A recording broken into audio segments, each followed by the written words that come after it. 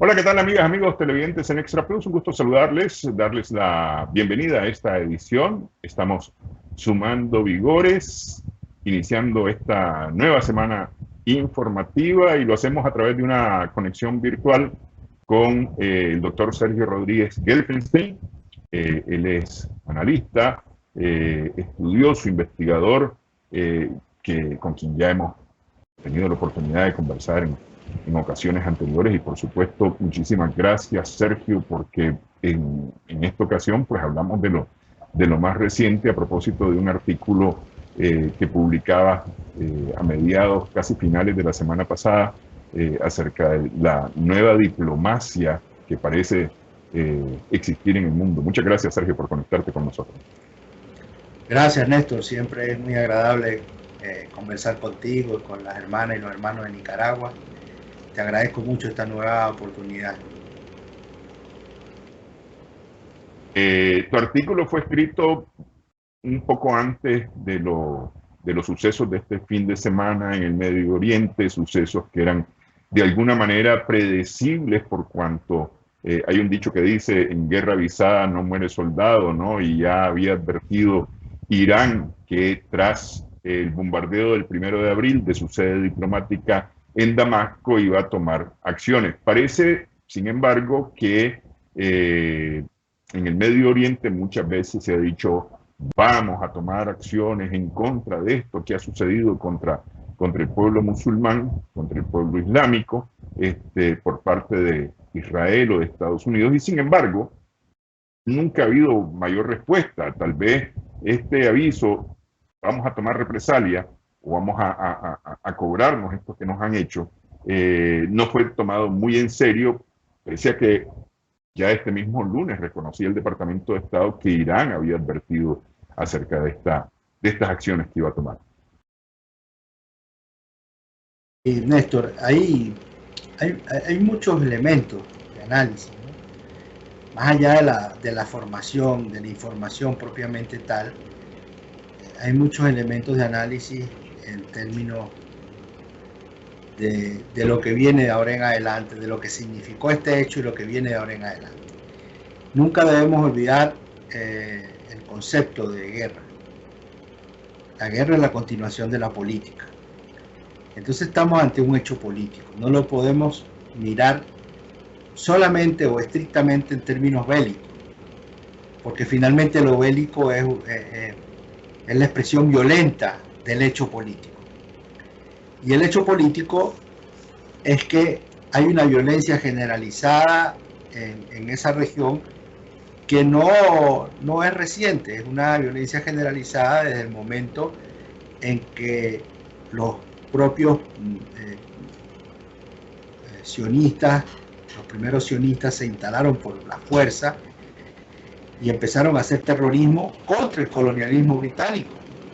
Estamos hablando de la segunda década del siglo pasado, hasta que en el año 1947 se estableció el Estado de Israel, que es un hecho violento.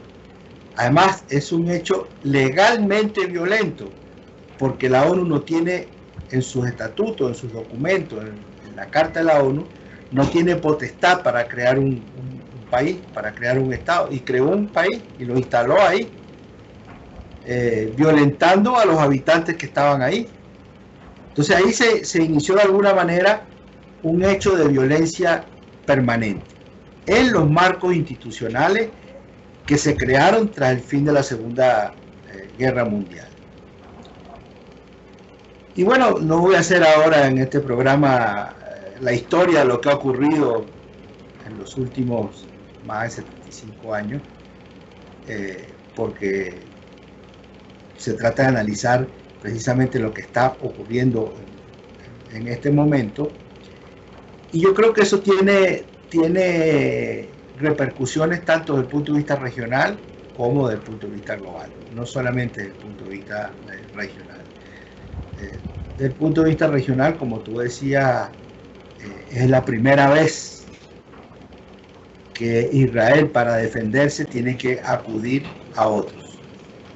Y en este caso, acudir a la OTAN para que lo ayude a enfrentar un ataque de esta, un contraataque, en realidad un contraataque de esta magnitud. Entonces aquí se caen varios mitos, se cae el mito de la invencibilidad del Estado de Israel, se cae el mito de que Israel podía actuar a su antojo, del apoyo irrestricto de Estados Unidos. Hubo apoyo de Estados Unidos, pero hubo apoyo defensivo, lo cual es un dato interesante, por parte de Estados Unidos y de la OTAN. Entonces se empieza a configurar una situación distinta en la región. Este hecho, yo decía ayer que el 7 de octubre del año 2023 y el 14 de abril del año 2024 marcan un punto de inflexión para la región, porque han estado ocurriendo una serie de hechos que ahora se van a acelerar. Hay que decir, por ejemplo, que se terminó la paz interior de Israel, una paz que se conseguía a partir de la represión y del poder apoyado por Estados Unidos contra los palestinos. Hay una crisis política interna que no es de ahora, es una crisis política porque en Israel hay un partido de derecha, otro de extrema derecha y otro de ultraderecha. Entonces, cualquier otro sector tiene muy pocas posibilidades, aunque han llegado al gobierno, pero la estructura con la cual fue creado el Estado de Israel favorece que estas manifestaciones sionistas que se expresan a través de partidos políticos tengan el poder para tomar las decisiones de asesinar a mansalva, como lo están haciendo, al igual que hicieron los nazis durante la Segunda Guerra Mundial. Entonces hay una crisis política, hay una crisis económica en el país. Hay que decir que solamente la respuesta que dieron ayer a Irán significó 1.300 millones de dólares, costó 1.300 millones de dólares. Hay algunos incluso que dicen que llega a los 2.000 millones, pero bueno, las fuentes que yo tengo dicen que llegó a 1.300 millones de dólares, y Irán solamente gastó, digo solamente, 162 millones de dólares. Entonces estamos hablando de una cifra totalmente distinta en términos de la efectividad. Pero a eso hay que sumarle que el puerto de Eilat está completamente paralizado, que la zona norte del país, que es la mayor productora agrícola, donde están las tierras más fértiles, está completamente paralizado por la acción de Hezbollah. Que han tenido que ayer volvieron a hacer un llamado a nuevos reservistas. Todos esos reservistas son gente que están sacando de la producción. Y hay un dato que es muy importante, que es que desde el 7 de octubre hasta ahora se han ido de Israel 800.000 personas. Y eso se va a incrementar ahora porque precisamente muchos acudían al sueño sionista, que era un sueño de paz y de tranquilidad, que ya no van a tener nunca más. La tensión, el miedo, el terror que existe en la sociedad israelí hoy es muy, muy grande.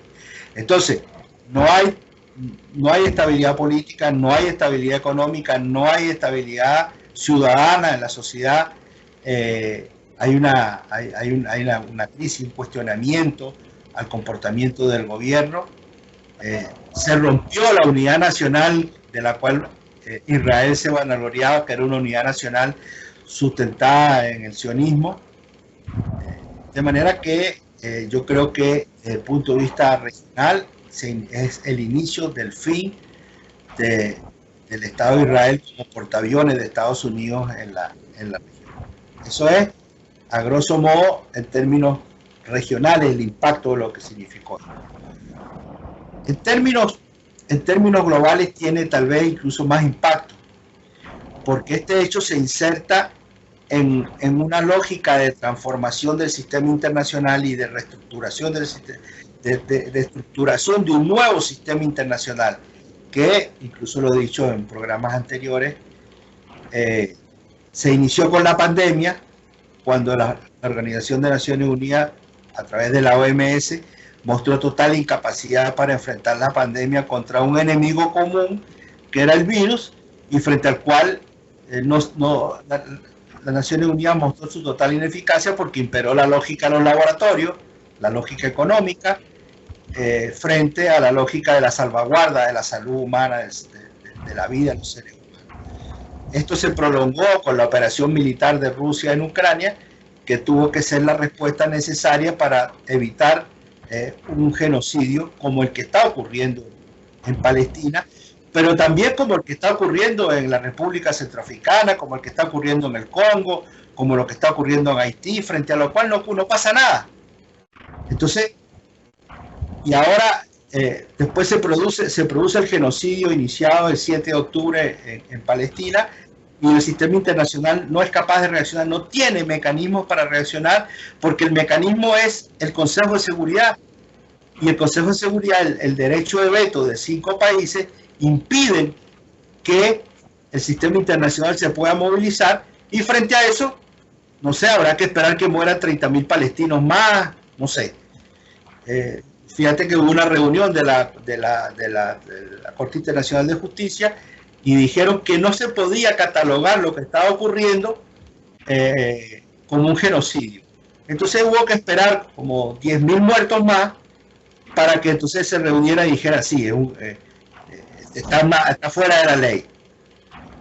Entonces estamos ante un sistema internacional totalmente inoperante, y por eso es muy interesante que Irán haya dicho: esperamos 2 semanas, esperamos que el sistema internacional reaccionara, esperamos que se condenara al sistema sionista. Nada de eso ocurrió, y de acuerdo al artículo 51 de la Carta de la ONU reaccionamos. Entonces ahí se manifiesta toda la hipocresía, toda la falsedad, todo el doble discurso, cuando se produce una reacción de Occidente con respecto a la acción de Irán, donde no hubo ni un solo muerto. No hubo que se sepa, hasta ahora, no hubo ni un solo muerto. No hubo ningún objetivo económico golpeado. No hubo ninguna obra de infraestructura golpeada. Se atacó claramente 2 objetivos militares, de los cuales partió la agresión contra el consulado iraní en Damasco. Entonces, yo creo que estamos ante una crisis terminal del sistema internacional tal como está concebido, del sistema internacional que surgió de la Segunda Guerra Mundial, y yo creo que ya se hace evidente la necesidad de construir un sistema internacional distinto, un sistema internacional que considere las necesidades y los intereses de todos los pueblos, y no solamente de los intereses de Occidente, que es lo que está ocurriendo hasta ahora. Entonces, yo creo que de ahora en adelante, o sea, a partir de este momento, a mí me entrevistaban el otro día un medio internacional precisamente sobre la reunión anoche, sobre la reunión del Consejo de Seguridad. Y yo le decía: pero ¿para qué sirve el Consejo de Seguridad? El Consejo de Seguridad está muerto. Pero me decía: ¿pero por qué dice eso? Y digo: porque no lo digo yo, lo dijo la embajadora de Estados Unidos cuando dijo que la decisión del Consejo de Seguridad con respecto a Israel no era vinculante. Y la Carta de la ONU dice que las resoluciones del Consejo de Seguridad son vinculantes.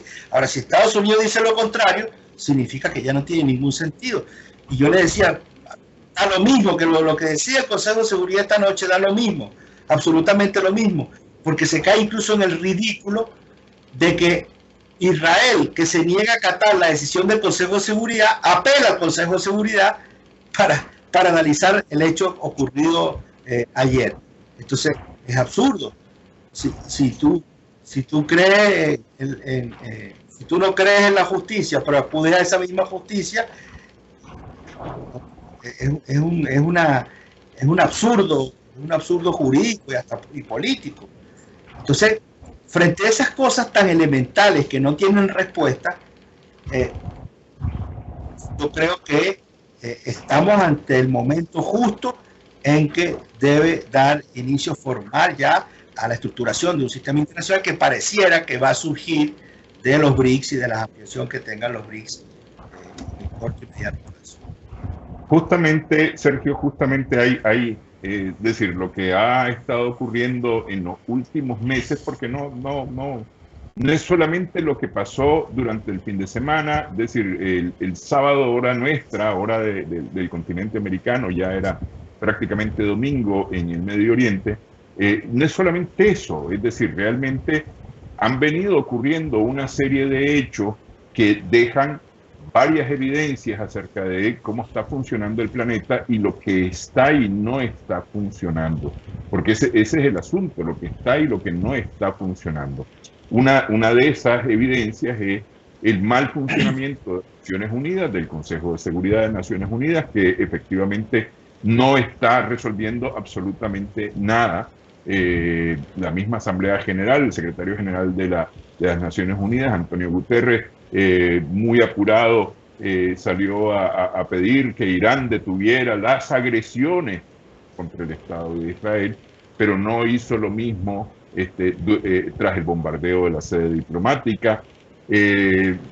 Ha dicho en algún momento acerca de lo que ocurre en Gaza, pero muy tímidamente, ¿no? Entonces, se evidencia que esto no está funcionando como debería funcionar. Además, que la Carta de Naciones Unidas en principio es justamente para evitar la conflagración y no la está evitando. Es decir, lo que está haciendo es, de alguna manera, si Estados Unidos dice que sí, entonces sí. Si Estados Unidos no dice, entonces no. ¿No? Prácticamente. Si querés, hacemos una pausa y justamente hablamos de esto, porque se empieza a evidenciar además temas relacionados principalmente con el nuevo orden mundial que se está trabajando y que se está construyendo. Hacemos una pausa entonces en Sumando Vigores, regresamos en breve en esta edición.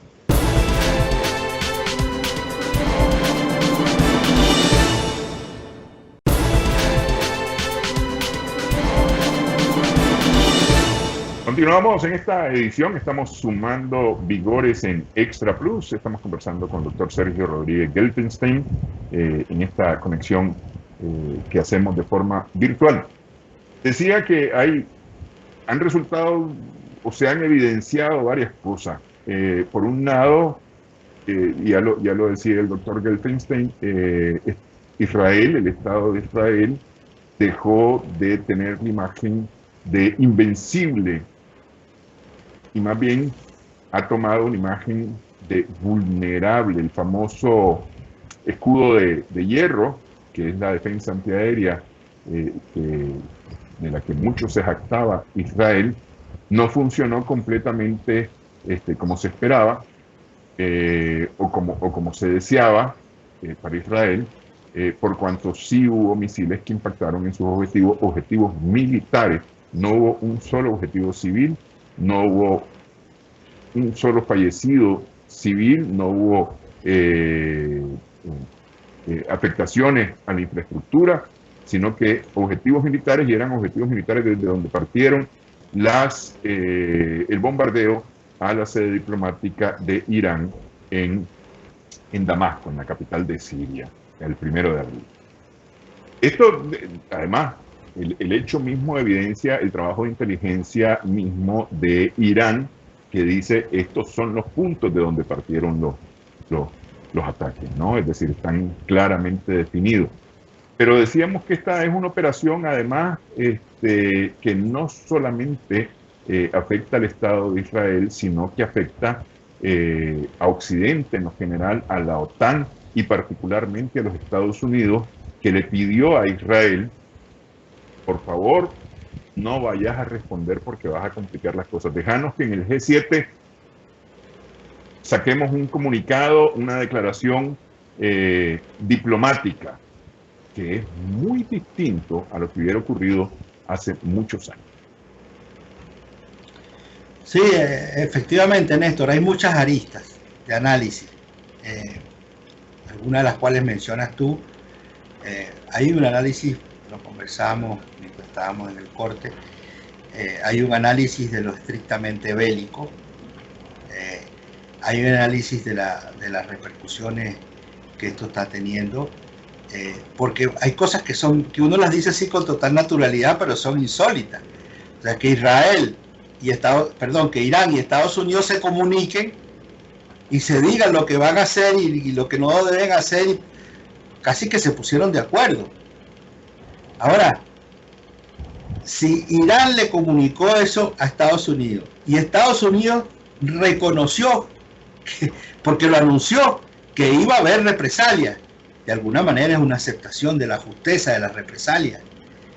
Fíjate que hasta que se produjeron las represalias, nadie en Occidente salió diciendo que no debería haber represalias. Eso estuvo fuera de discusión. Lo que pasa es que jamás se imaginaron el nivel de organización, la concepción, la magnitud y la concepción de la operación en términos militares, porque se lanzan tres rondas de drones y después se lanzan 3 rondas de misiles. Israel dice que los interceptó el 99,9%. Supongamos que es verdad, pero ese 0,1% que no se interceptó, según lo que dice Israel, son 7 misiles hipersónicos. Los misiles hipersónicos no hay tecnología, o sea, no le pueden pedir a Estados Unidos o a Europa que le envíe tecnología para interceptar misiles hipersónicos porque no tienen.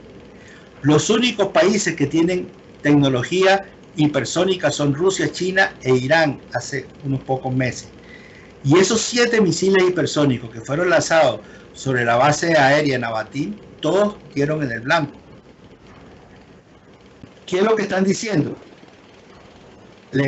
Primero le enviaron bueno, antes hubo una gran operación de guerra cibernética.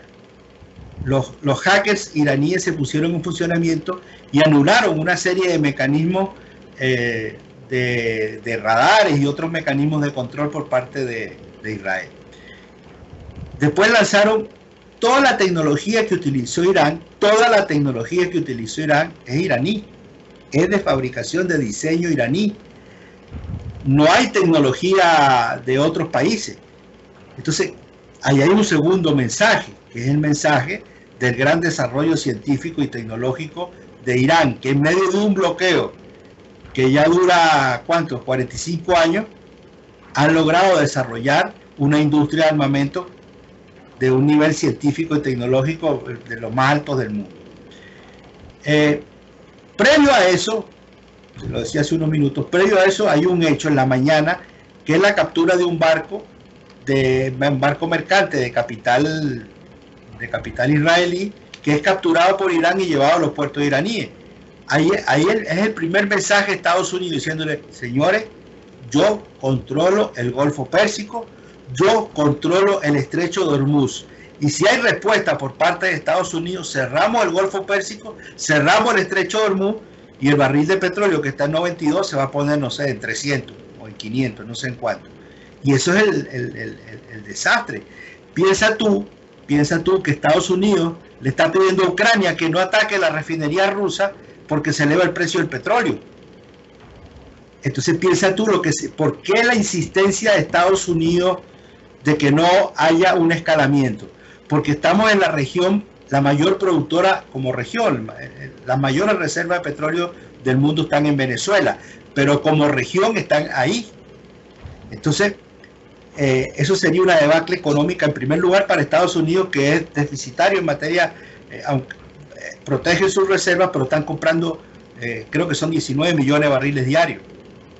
Entonces, la elevación de los precios del petróleo en una situación de crisis económica como la que vive Estados Unidos y en un año electoral tiene una incidencia muy fuerte. Entonces, ahí hay un primer mensaje: no se vayan a involucrar, no se vayan a involucrar. Entonces, estamos hablando de un mensaje de carácter, si tú quieres, económico, el primero. Después lanzan los ataques los hackers y mandan un mensaje en cuanto al desarrollo científico y tecnológico. Y después el mensaje propiamente militar, con la utilización. Lo único que importa de todo eso que utilizaron, de los 350, son los 7 misiles hipersónicos. Lo demás no importa. Y con todo eso que utilizaron, gastaron 162 millones de dólares. O sea, casi la octava parte de lo que gastó Israel para su defensa. Pero además, Israel tuvo necesidad, y hoy quedó claramente demostrado, ayer quedó claramente demostrado, que Israel sin la OTAN no puede defenderse. Y ya hoy los voceros militares de Israel lo están diciendo abiertamente. Aquí empezamos a hablar de una repercusión de nivel global, que significa que tiene capacidad, tiene capacidad Estados Unidos para sostener su crisis económica, mantener la guerra en Ucrania, mantener la guerra en el Asia Occidental, tener una presencia militar creciente en los mares cercanos a China, mantener sus 800 bases militares en el continente, apoyar a Francia en la debacle que tiene en África, y además su patio trasero, que lo tiene más o menos controlado, pero se le está moviendo un poco. Entonces, cuando analizamos el mundo en una perspectiva más global, y analizamos este hecho de ayer en una perspectiva global, entonces nosotros nos damos cuenta que ya casi que Israel pasa a segundo plano. Entonces, la reacción de Estados Unidos, la insistencia de Estados Unidos que no quiere que haya escalamiento, tiene que ver con su problema interno, con su problema económico interno, y tiene que ver con sus elecciones. Entonces, al final el mundo es objeto de chantaje de la problemática electoral de Estados Unidos. Entonces, todos estos hechos se van concatenando y van configurando una situación global que no te permite analizar los hechos aislados, sino que configuran toda una situación de crisis estructural del sistema, frente a lo cual lo único que pueden hacer es reaccionar con lo que les queda, que es la violencia, es la fuerza. No tienen, están perdiendo. Pero ante esa fuerza me parece, Sergio, que lo que ocurrió el 7 de octubre, lo que ocurrió el 14 de abril en esa región o en esa zona del planeta, deja al descubierto que el miedo a una reacción violenta de los Estados Unidos principalmente se ha perdido. Se está perdiendo en el mundo, Néstor. No solamente Estados Unidos, al occidente. Lo que está ocurriendo en África, de la cual hablamos poco, es extraordinario. O sea, los pueblos africanos se están liberando del colonialismo y el neocolonialismo. Están expulsando a los franceses de África. Están estableciendo mecanismos de cooperación entre ellos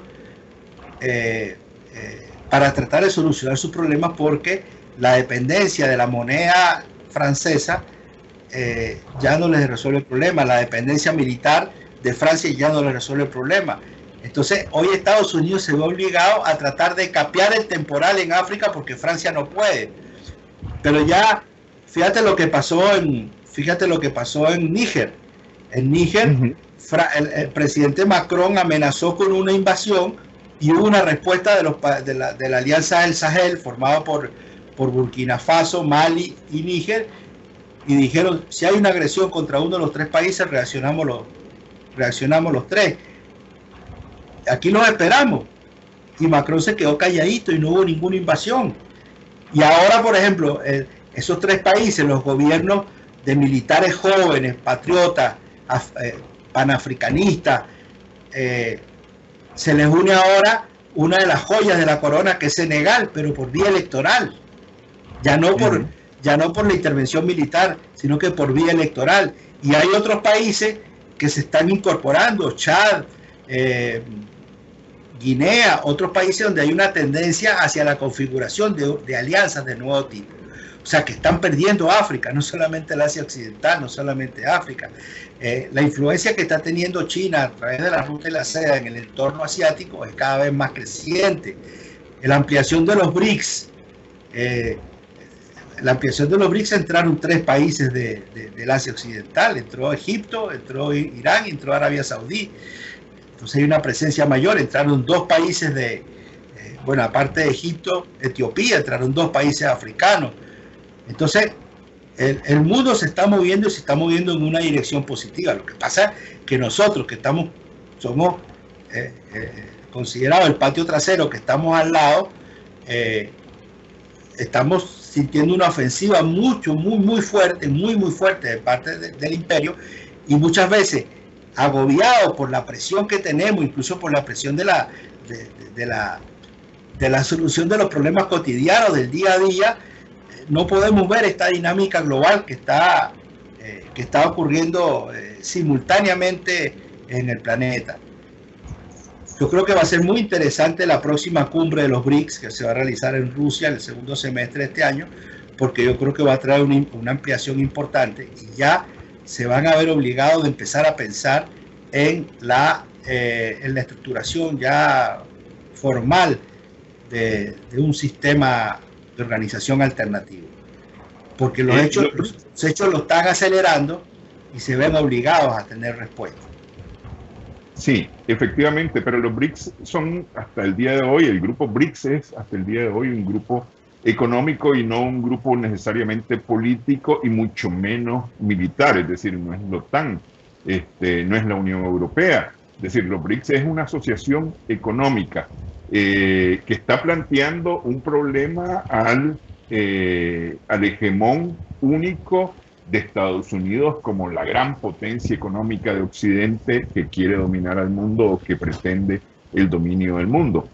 ¿Cómo crees que los BRICS van a tener mayor influencia justamente para rebelarse ante ese Occidente?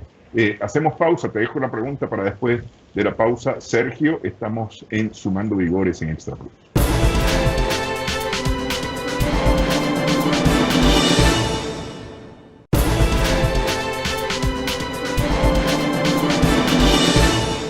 Continuamos en esta edición, estamos sumando vigores en Extra Plus con el doctor Sergio Rodríguez Gelfenstein.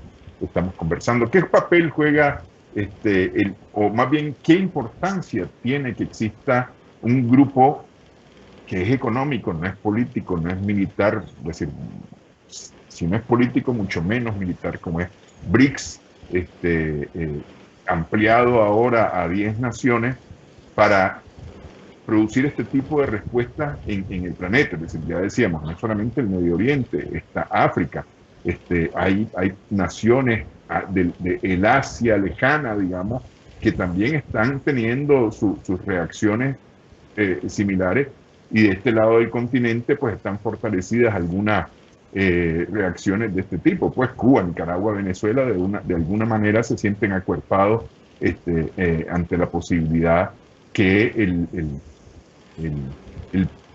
pleitista del barrio ya no es una amenaza total y absoluta.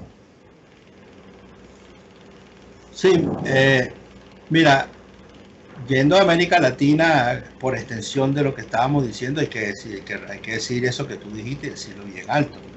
O sea, todo lo que está pasando en América Latina está pasando porque Cuba, Nicaragua y Venezuela han resistido.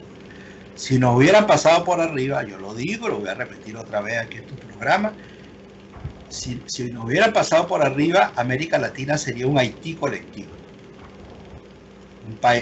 Una región sin gobierno, estarían imperando las bandas paramilitares y narcotraficantes, estarían los pueblos sumidos en la más extrema pobreza, sin viabilidad de futuro. Así sería toda América Latina. Pero nosotros hemos resistido y hemos manifestado no tener miedo. Nos han agredido, nos han sancionado, ustedes los invadieron, los atacaron. 300.000 nicaragüenses murieron en las guerras. Y ahí están. Y Cuba las quieren hacer morir de hambre, y ahí están, y nosotros aquí estamos. Entonces, eso ha hecho que se puedan desarrollar otros procesos en América Latina. Pero el problema de América Latina es que sigue siendo el continente más atrasado. Tenemos las oligarquías más retrógradas del planeta y más leales a Estados Unidos. En América Latina no hay un sentimiento nacional, las oligarquías no tienen un sentimiento nacional, no lo han tenido nunca. Estos sectores de las burguesías nacionales que tienen un sentimiento nacional, que tienen un sentimiento de patria. Aquí en América Latina no, y eso la hace mucho más factible de ser controlada por Estados Unidos para sus intereses. En América Latina, creo que me estoy yendo a la pregunta que me hiciste, pero es que me tocaste el tema de América Latina y fíjate que en América Latina ha ocurrido un hecho que quiero mencionarlo y después voy a ir a responder la pregunta, a tratar de responder la pregunta. En América Latina, que es expresión también de lo que está pasando, Néstor, con el gobierno de Biden ha ocurrido un hecho muy sintomático, que es la militarización de la política exterior de Estados Unidos hacia América Latina. La gran protagonista de la política exterior de Estados Unidos y América Latina es la generala Richardson. O sea, el Comando Sur y el Pentágono desplazó al Departamento de Estado como protagonista de las relaciones con América Latina. Y la generala Richardson hoy habla de temas económicos, de temas políticos, ya no solamente se reúne con los militares, se reúne con los parlamentos, con los partidos políticos. Entonces, cuando tú te das cuenta que Estados Unidos se ve obligado a recurrir a la militarización de la política exterior para controlar a la región, que debe tener tranquila si se quiere, porque los militares de Estados Unidos sí tienen clarísimo que su enemigo estratégico es China, no es ningún país de América Latina. Lo que digan respecto de eso es mentira política, pero estamos en una situación, la situación más atrasada y más arcaica en cuanto en materia de política y en materia de integración en todo el mundo. Ahora, con respecto, no hemos sido capaces, en el mundo están ocurriendo, se crean los BRICS, en el espacio euroasiático hay una gran red de organizaciones de seguridad, la Organización del Tratado de la Seguridad Colectiva, la Organización de Cooperación de Shanghái, hay organizaciones como la Ruta de la Seda, como el Corredor Norte-Sur, hay organizaciones de carácter político, o sea, hay el tejido de una gran red de cooperación en materia política, de seguridad y económica. Lo mismo ocurre en África. En África ya se llegó al nivel de unión, existe la Unión Africana que agrupa a los 54 países. Nosotros no podemos. Entonces, aquí Estados Unidos lo que hace es crear un mecanismo multilateral como el Grupo de Lima para derrocar un gobierno. Entonces estamos viviendo una situación muy retrógrada. Entonces, pero sin embargo, nosotros vemos eso y yo veo mucha gente como deprimida, como golpeada, pero es que eso no es la realidad de América Latina, no es la realidad del mundo.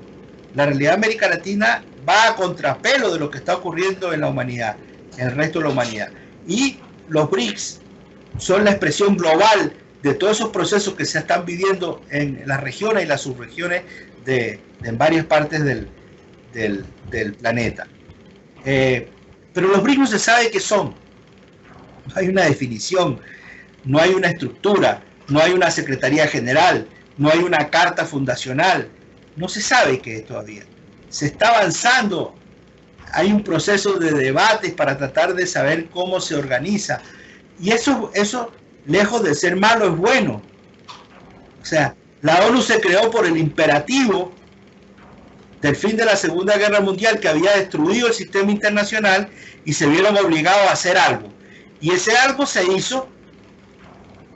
John Barton Oates en Estados Unidos, el modelo económico de la posguerra, y San Francisco, los dos, uno en 1944 y otro en 1945, en Estados Unidos se crea un sistema organizado, creado por los blanquitos del norte para imponer su realidad al mundo.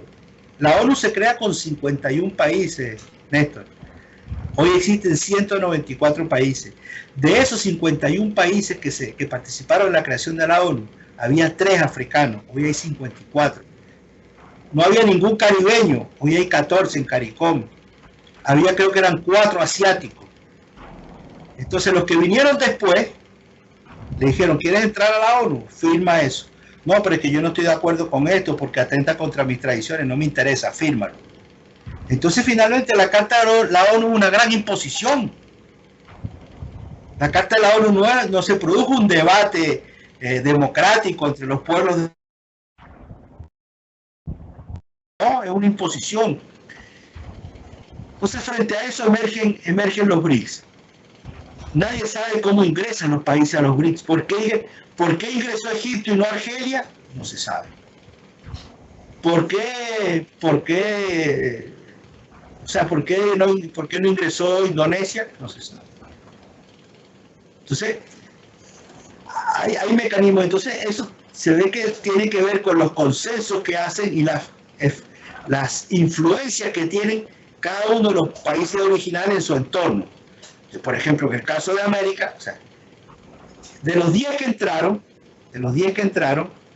son 3 africanos y el resto son asiáticos. No sé si entró un latinoamericano que al final no entró.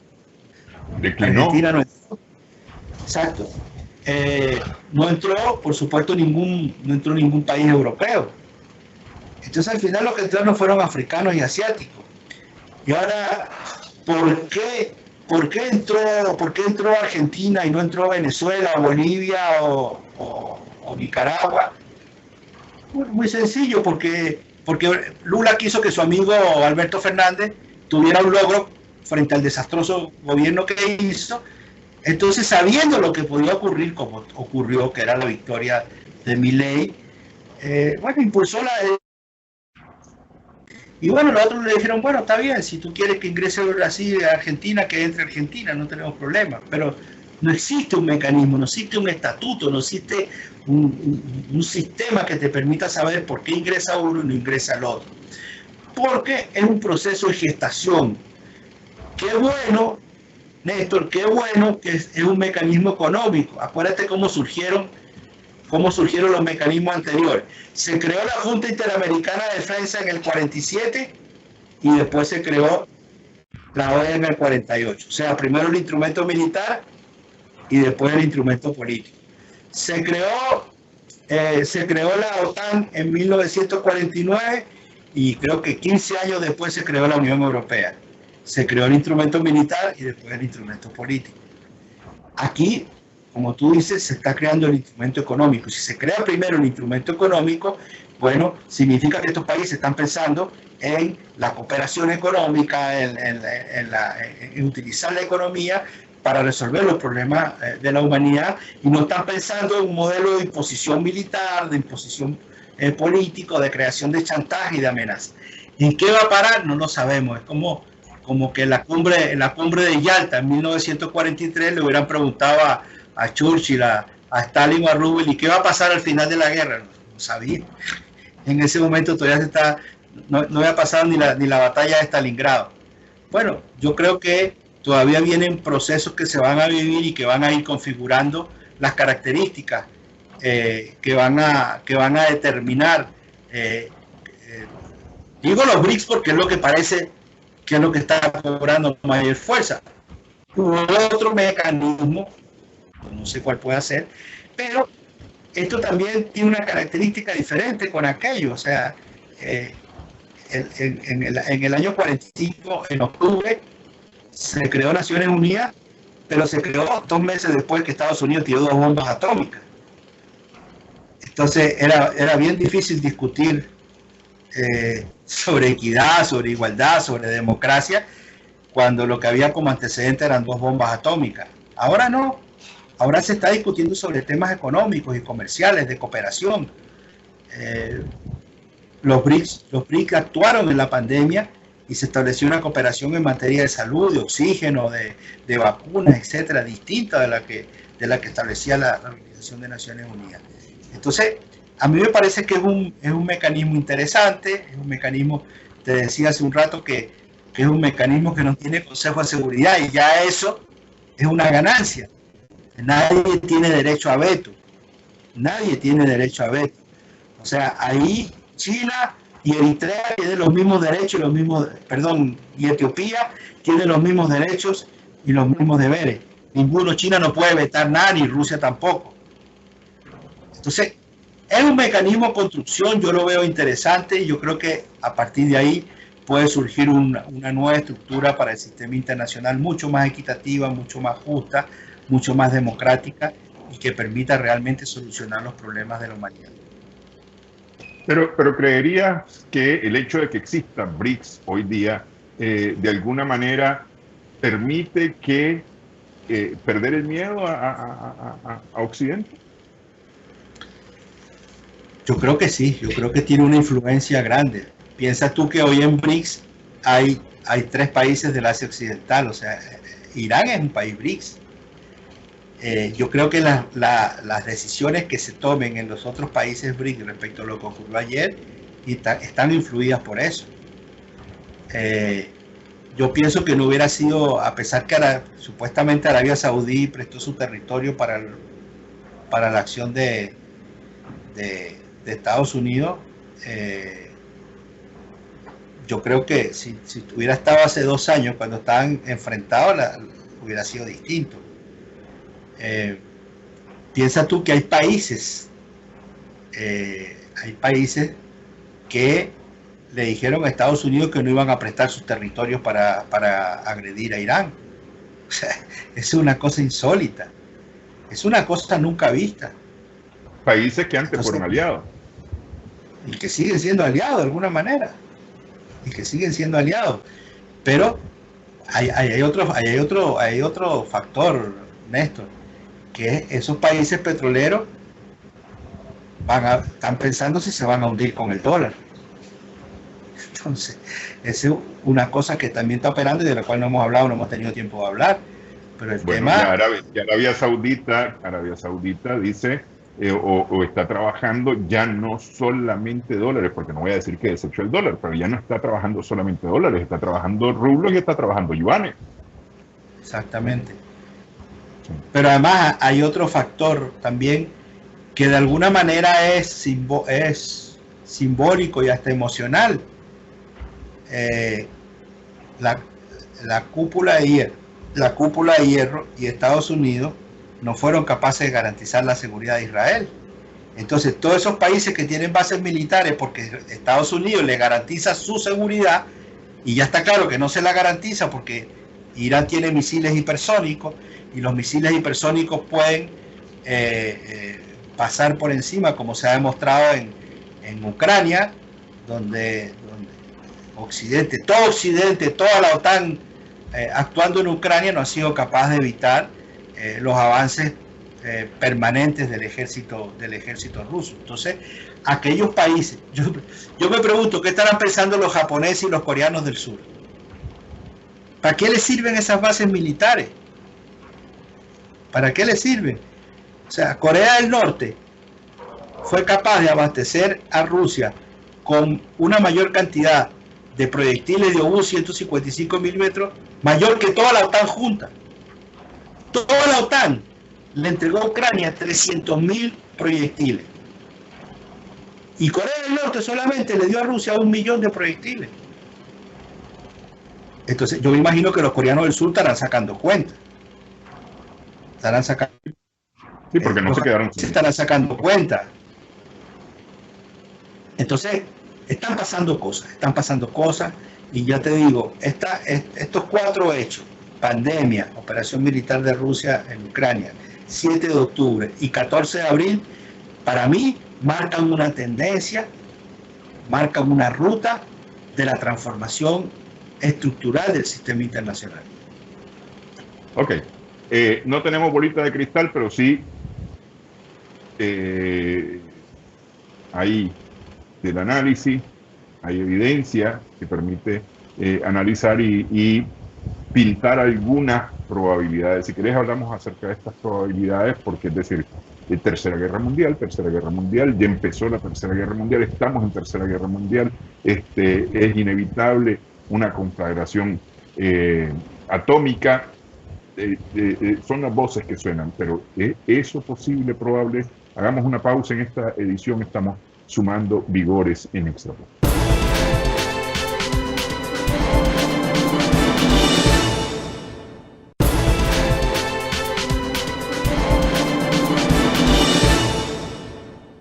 Seguimos en esta edición, sumando vigores en Extra Plus. Lo que se puede hacer es analizar nada más y a partir de los análisis decir, bueno, estas son las probabilidades. De acuerdo a todo lo que ha ocurrido, lograr contener una conflagración mundial, que todo el mundo apunta hacia el Medio Oriente como el origen de la conflagración mundial, ¿es posible? Bueno, Néstor, nosotros no somos adivinos, ¿no? Tratamos de hacer pronósticos científicos a partir de las evidencias que los hechos nos demuestran. La política y la política internacional debe ser una actividad racional. O sea, uno apela a la racionalidad de los líderes, de los políticos. Hoy se hace mucho más difícil hacer pronósticos científicos porque hay mucha irracionalidad. Hay el factor subjetivo. Estaba justo hoy escribiendo para una conferencia que tengo que dar sobre la doctrina Trump y era muy difícil porque Trump era totalmente impredecible. Impredecible. Entonces, yo no creo que haya una tercera guerra mundial y te voy a decir por qué. Hay una razón para mí muy sencilla. No es lo mismo lanzar 2 bombas atómicas a que te las lancen a ti. Y hoy Estados Unidos no tiene protección frente a los misiles hipersónicos rusos y chinos. No tiene protección. Entonces, yo el otro día sacaba una cuenta y yo decía que un misil Avangard ubicado en la península de Kamchatka, en el extremo oriente ruso, se demora 8 minutos y medio en llegar a la ciudad de Los Ángeles. Eso es lo que va a durar, eso es lo que duraría una tercera guerra mundial. Pero estamos hablando de Asia hasta América. Si colocamos un crucero en medio del Atlántico, se demora 3 minutos y medio en llegar a Nueva York o a cualquier objetivo de Estados Unidos en la costa del Atlántico. Igualmente, los misiles que puedan caer en París o en Londres, lanzados desde el territorio ruso, 2 minutos 54 segundos. O sea, estamos hablando de algo que va a ocurrir, que no va a haber tiempo de reacción, como no tuvieron tiempo de reacción los israelíes ayer frente a los misiles hipersónicos iraníes. Entonces, eso va a llevar, no porque estén contentos, eso va a llevar a la dirigencia de Estados Unidos a ser cauta. Ellos, no es lo mismo, como utilizando tus palabras, ser los matones del barrio, a que venga otro y en tu propia casa te patee y te escupe y te haga lo que quiera contigo y te destruye tu casa además. Entonces, esa realidad, esa posibilidad, esa realidad, yo creo que va a impedir que haya una tercera guerra mundial, porque la posibilidad de una guerra mundial estaba dada por la confianza en que la ibas a ganar. Ya esa confianza no existe. Ya Occidente no tiene confianza en ganar una tercera guerra mundial. Y la prueba más clara está en Ucrania. ¿Por qué no se han involucrado? ¿Por qué no se han involucrado? ¿Por qué insisten tanto en no enviar tropas? Porque eso significaría involucrarse en una guerra contra Rusia. Por esa misma razón. Porque saben que en meterse en una guerra con Rusia existe la posibilidad que Rusia despliegue su potencial nuclear frente al cual Europa no tiene defensa. Entonces, otra cosa, ¿qué papel jugaron ayer los portaaviones? Ninguno. El portaavión hoy es una tina llena de gente y de aviones que no sirve para nada. Un misil hipersónico y se acabó el portaavión. Entonces ya no, el portaavión hasta hace solo 3 o 4 años era el factor decisivo en el cálculo militar de un conflicto global. Hoy ya no. Hoy la ecuación se resuelve con misiles hipersónicos. Hoy se resuelve con guerra electrónica. Se resuelve de otra manera. Fíjate el desarrollo que ha tenido en solo 2 años la utilización de drones. De cuando empezó al comienzo de la operación militar rusa en algo extraño, un dron de exploración, hoy los ataques son con drones. Entonces, el desarrollo científico y tecnológico, en los cuales Rusia, China y ahora Irán llevan una ventaja muy grande con respecto a Estados Unidos. Estados Unidos ha hecho 7 pruebas de sus misiles hipersónicos y todas han fracasado. No tienen. Entonces, yo veo por un problema práctico, no porque no quieran. Claro que quisieran. Si saben que van a ganar, sería peligroso. Pero mientras tanto, van a seguir haciendo daño Y en primer lugar nos van a seguir haciendo daño a nosotros, que somos los que estamos más cerca. Por eso tenemos que prepararnos y por eso tenemos que tener capacidad de respuesta frente a las cosas que se nos podrían venir.